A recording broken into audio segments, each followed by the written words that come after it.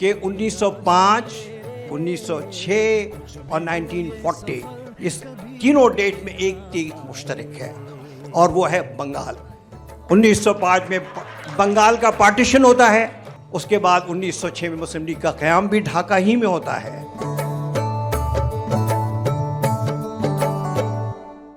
अपनी तो पहचान यही थी, इस पहचान से पहले भी पाकिस्तान के शहरी थे हम, पाकिस्तान से पहले भी। कहा जाता है कि जब हिंदुस्तान मशरक़ी पाकिस्तान में मगरबी पाकिस्तान के ख़िलाफ़ नफ़रत के बीज बोने की कोशिश कर रहा था, तो उन्होंने नौजवानों की जहन साजी के लिए तालीम के शोबे से मुंसलिक अशख़ास को टारगेट किया था। आज अगर हम पाक बंगला दोस्ती की बात करते हैं तो इस बात की अहमियत से इनकार नहीं किया जा सकता कि इस काम में दोनों मुल्कों के माहिरीन तालीम अहम किरदार अदा कर सकते हैं और ये एक अहम किरदार भी होगा। ये वो शोबा है जहाँ से हम अपनी नौजवान नस्ल और आने वाली नस्लों को मोहब्बत और इस्लामी भाईचारे की तालीम दे सकते हैं। दोनों मुल्कों के माबैन स्टूडेंट एक्सचेंज प्रोग्राम्स की भी बहुत ज़्यादा अहमियत है।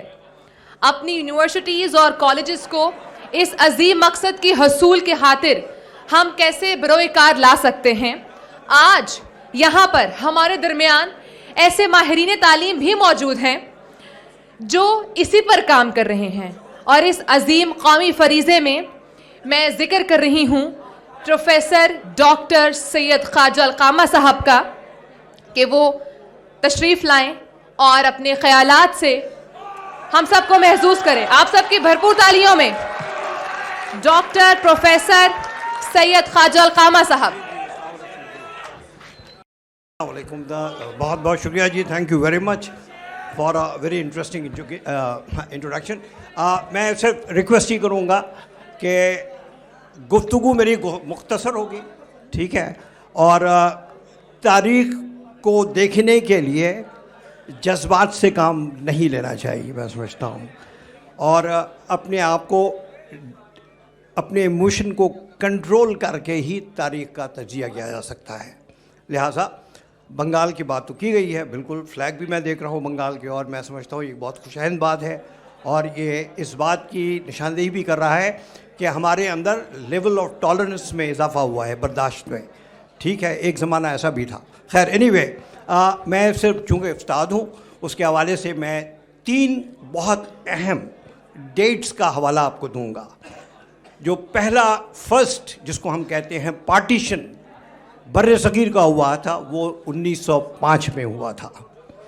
दूसरा 1906 जिसका जिक्र किया गया है, उसके बाद 1940। ये 3 डेट्स जो नौजवान है यूनिवर्सिटीज़ में पढ़ते हैं या कॉलेजेस में पढ़ते हैं वो इस 3 डेट्स को अपने जहन में रखें। इस 3 डेट्स के अंदर एक चीज़ कॉमन है और वो कॉमन चीज़ की तलाश आपको समझा देगा कि बंगाल का रोल क्या रहा है पाकिस्तान के बनाने में।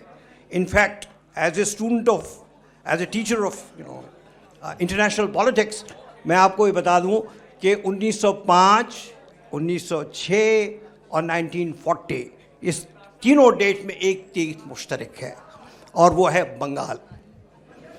1905 में बंगाल का पार्टीशन होता है और उसको 1911 में ख़त्म कर दिया जाता है। उसके बाद 1906 में मुस्लिम लीग का क़याम भी ढाका ही में होता है। उसके बाद 1940 में करारदाद पाकिस्तान पेश करने वाला भी बंगाली था जिसे हम AK फजलुल हक के नाम से जानते हैं। अबुल कासिम फजलुल हक साहब थे जो बाद में चीफ मिनिस्टर बने इस पाकिस्तान के और शेर बंगाल कहलाए। लिहाजा तारीख़ को देखना बहुत ज़रूरी है। अच्छा, इसमें एक बात मज़े के बताता चलूँ कि जब जद्दोजहद का सिलसिला जारी था तो सबसे पहले बंगाल था, उसके बाद सिंध, पंजाब कहीं भी नहीं था इस सारे खेल के अंदर।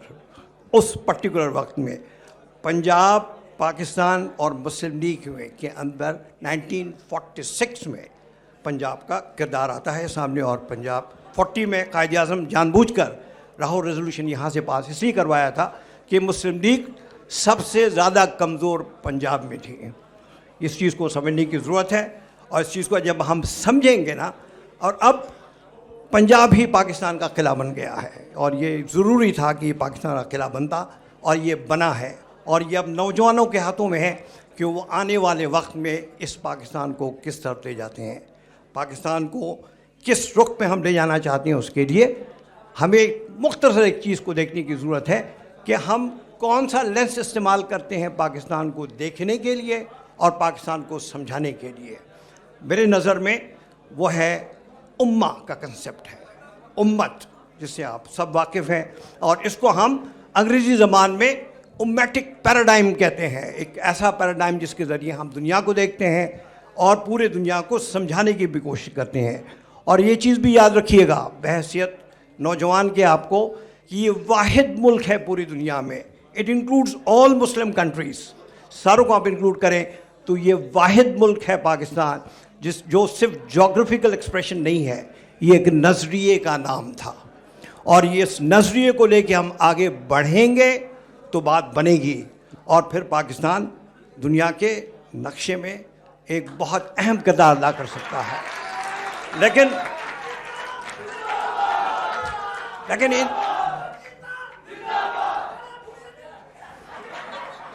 हाँ जी, मैं समझ रहा हूँ लाहौर वाले हो ना, कोई ना कोई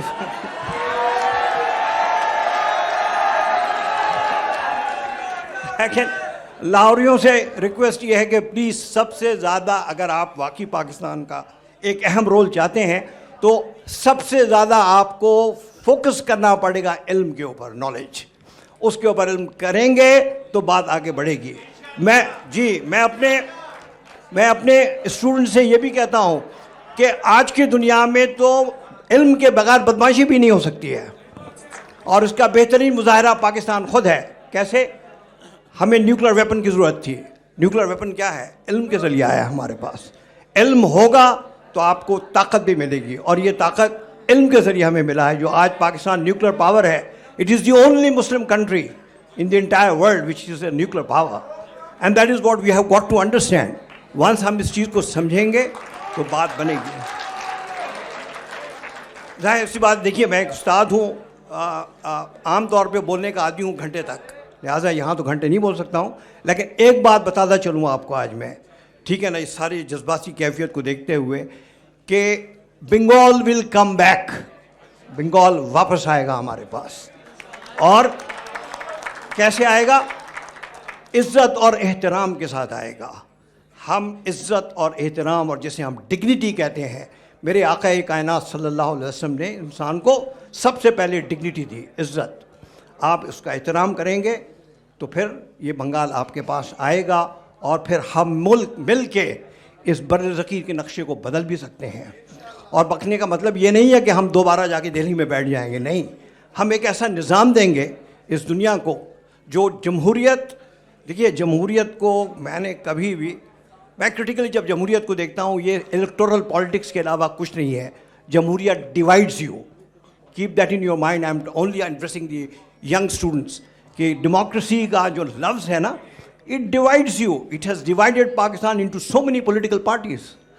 इसको हमने कभी गौर से देखा नहीं है, लेकिन जमहूरियत जमहूरियत करते रहे हैं। खैर एनीवे, वो जमहूरियत और फ्रीडम में फ़र्क है। फ्रीडम एक अलग चीज़ है और जमहूरियत एक अलग चीज़ है, इसको समझने की ज़रूरत है। लेकिन इसके लिए आपको सबसे ज़्यादा तवज्जो तालीम और इल्म की तरफ देना पड़ेगा। You have to go back to the universities and to the schools जहाँ से तहरीकें चलती हैं दुनिया के। आज अगर दुनिया में अमेरिका का राज है और कहते हैं कि अमेरिका का फॉल आने वाला है, तो अमेरिकियों ने कहा नहीं, हमारा फॉल अभी नहीं है। क्यों? उसकी बुनियादी वजह है कि अमेरिका के दुनिया के टॉप 25 यूनिवर्सिटीज़ वो अमेरिका में हैं। यानी इल्म दोस्ती बहुत ज़रूरी है। जब तक कि मुसलमान इल्म की तरफ नहीं आएंगे बात बनेगी नहीं है। लिहाजा मैं आप लोगों से गुजारिश यही करूँगा कि इल्म की तरफ फोकस करें और सीरियसली करें। और मौजूदा हुकूमत, गवर्नर साहब तो चले गए हैं, ये आज ये बड़ा नया सिलसिला हुआ है यहाँ पे। खैर anyway, I am not going to that. लेकिन मेरा मैसेज यही है, अखबारी नुमाइंदों के ज़रिए फोकस करें तालीम की तरफ। और मैं समझता हूँ कि जो हमारा मुल्क का वज़ीर आज़म है इस वक्त, वो अगर फोकस करें इस इल्म की तरफ, जो मैं समझता हूँ वो करेंगे, तो पाकिस्तान सिर्फ बदल ही नहीं सकता है बल्कि पूरी दुनिया इस्लाम को लीड करने की भी सलाहियत रखता है। मत भूलिए कि यही लाहौर है जहाँ इस्लामिक समिट हुआ था, यही लाहौर है जहाँ पे शेख मुजीबुर रहमान आया था। शेख मुजीबुर रहमान का आना भी एक बहुत बड़ा तारीखी अमल था। इन चीज़ों को समझने की ज़रूरत है और यौम तासीस और किस्म के जो हम दिन मनाते हैं इसको हमें सीरियसली लेना चाहिए। सीरियसली लेंगे, फ़िक्र करेंगे तो बात बनेगी। इन अल्फाज के साथ मैं एक बार फिर आप सबका तहे दिल से शुक्रिया अदा करता हूँ कि आपने मुझे मौका दिया बोलने का। Thank you very much.